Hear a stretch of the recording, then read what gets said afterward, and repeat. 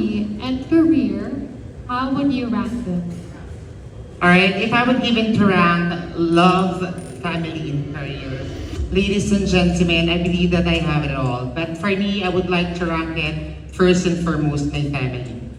No matter what happened, no one in this world will push me through the things that I would like to do but my family. Next is my career. I do everything first and foremost to impress myself, then give it for my family. And lastly, love.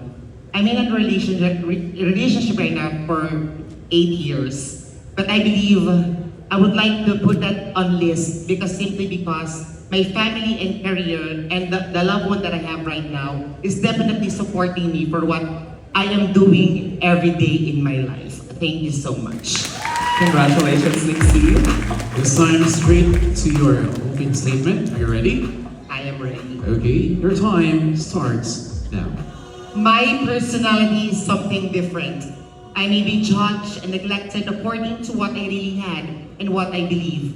But I would like to put it in your mind that the social norms that I follow is nevertheless what I really need to do. So I should say this, I am born fighter. I am somebody who is special and educated in every way. If you think that I am not that educated, I am skillful. I am skillful to do things that a straight male and straight female can do better. Ladies and gentlemen, I am here right now in this very stage to become the voice of those who are unheard, the people that cannot fulfill their dreams.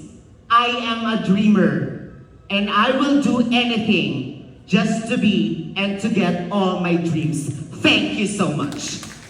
All right, so there you have it, ladies and gentlemen, from Mahada out, Nixie Marie Clarito, our second finalist. It's number